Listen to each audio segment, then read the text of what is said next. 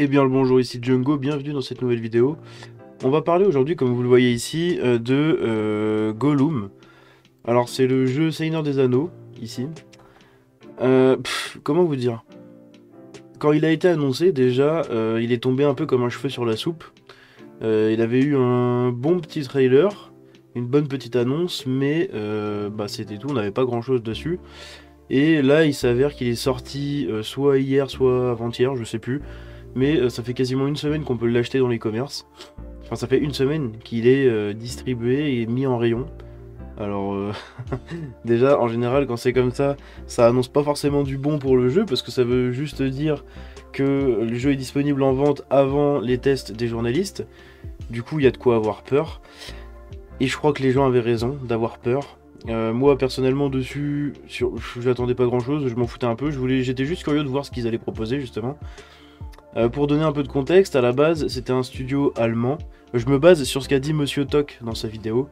Donc après, c'est source à lui, c'est enquête à lui, moi j'ai pas cherché plus loin.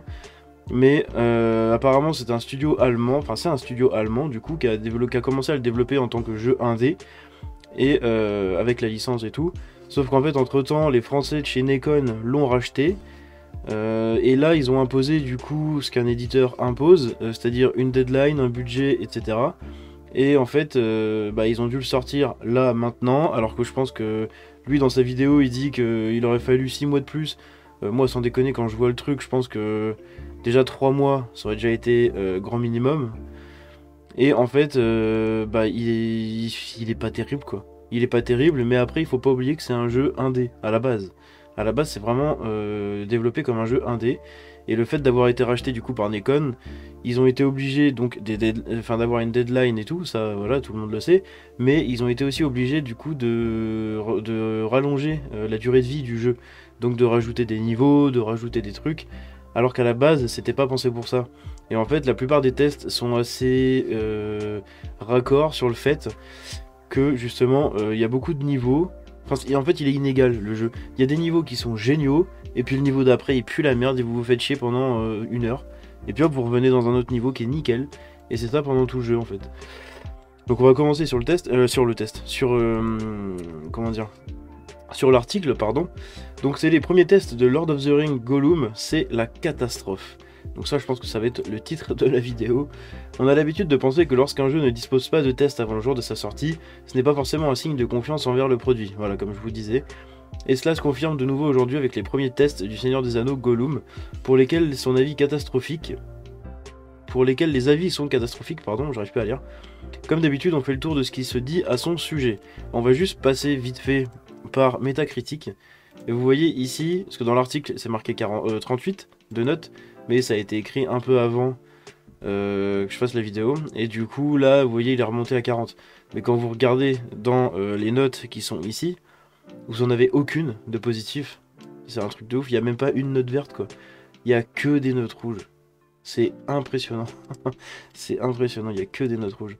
C'est dommage, je trouve, pour un jeu comme ça, parce qu'en plus, si vous jamais vous regardez des gameplays et tout, bah il a pas l'air si vilain que ça en fait le jeu.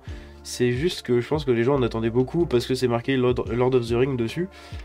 Je sais pas, mais c'est vraiment dommage qu'un jeu se fasse exploser comme ça. Enfin bon. Les avis à propos du jeu Gollum sont très mauvais. Avec une note moyenne de 38 sur 100 sur Metacritic en version PS5, le Seigneur des Anneaux Gollum est déjà l'une des pires sorties de jeux vidéo de l'année. Pour un jeu disposant d'une telle licence, c'est évidemment une très grosse déception. Encore une fois, on rappelle que c'est un studio indé. Enfin, un studio indé du coup qui développait un jeu indé à la base. On a Game Reactor qui l'a noté 4 sur 10. J'aimerais pouvoir vous dire que Deadlick est sur un coup gagnant, donc Deadlick c'est le studio, avec ce jeu car je suis fatigué des titres qui déçoivent, mais le Seigneur des Anneaux Gollum est parfois choquant. Le gameplay est plat et répétitif, la furtivité mal implémentée, la narration ennuyeuse, la progression inexistante, les modèles de personnages laids, les bugs nombreux, la liste est longue.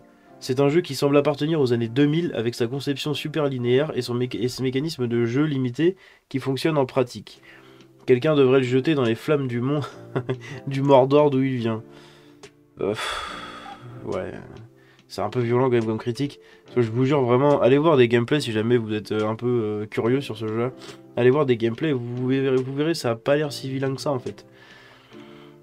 Mais même les moments de spectacle ne parviennent pas à masquer un jeu finalement très ennuyé. Il est également assez bancal, et j'ai repéré de nombreuses boucles Oh là Et j'ai repéré de nombreuses boucles d'animation, des personnages coincés dans le décor, et Gollum qui s'écrase ou vacille dans l'environnement à plusieurs reprises pour n'en citer que quelques-uns. Même s'il était techniquement sain, Gollum est tout simplement un jeu qui ne parvient pas à développer le monde de la Terre du Milieu de manière significative. Il y a des lueurs d'espoir ici, mais comme l'anneau lui-même, il vaut mieux le jeter dans les entrailles du Mordor, donc de la montagne du destin, et l'oublier à jamais. Voilà, j'avais pas le mot tout à l'heure, le Mount Doom, mais oui, voilà, c'est la montagne du destin, c'est le volcan quoi. On a The Gamer, 1,5 quand même. Ça aussi, ça pique hein, quand même. Gollum n'est pas un bon jeu, mais il a ses bons moments. J'ai ressenti une véritable panique lorsque les Nazgûl se sont rapprochés de moi dans les premières phases, avant de réaliser qu'il s'agissait de la scène de capture de Gollum et qu'il n'y avait aucun moyen de s'échapper. Alors que de nombreuses scènes passionnantes impliquant des bêtes sauvages et autres sont reléguées à des cutscenes, celle-ci a su retranscrire la peur que ressentait Gollum. Malheureusement, c'est à peu près la seule chose que j'ai ressentie pendant tout le jeu. La caractérisation de Gollum est médiocre et vous finirez le jeu avec exactement les mêmes sentiments pour la pitoyable créature de Tolkien qu'au début. C'est vrai qu'au niveau du chara design, on le voit, là c'est le vrai Gollum, c'est le Gollum des films, qui sont sortis quand même en début 2000. Quand on voit le Gollum du jeu, je suis désolé, mais studio indé ou pas, ils se sont inspirés de qui? Ils ont pris la tête d'un développeur et ils l'ont mis ou... Parce qu'il a vraiment une tête chelou hein, quand même, c'est Gollum, mais il a vraiment une tête chelou quoi, c'est vraiment bizarre. Il y a bien quelques points positifs, le design des personnages est lui aussi une interprétation phénoménale des descriptions de Tolkien, et l'ambiance folklorique et horrifique des elfes de Mirkwood est inspirée, mais ils sont trop rares pour sauver ce jeu ennuyant. Oui, c'est vrai que, putain, oui, j'avais vu passer ça. En fait, ils se sont inspirés des livres quand ils ont fait le jeu, ils ont pas du tout pris les films en compte, c'est pour ça que les décors et tout sont pas vraiment pareils. Mais bah pour moi, ils auraient dû prendre les films, du coup, plutôt que les livres. Parce que c'est les seuls trucs vraiment officiels, on va dire, canon au niveau du design. Et franchement, le Gollum qu'ils ont fait, moi je le trouve pas beau hein, par contre. Hein. Qu'on se mette d'accord. On a The Guardian 1 sur 5 encore. Si vous avez joué à un jeu d'action-aventure à la vue troisième personne au cours de la dernière décennie, vous avez joué à Gollum. Sans Gollum lui-même, bien sûr, mais cette interprétation est si peu convaincante qu'il est peu probable qu'elle réponde à ce besoin particulier. Il faut que j'articule.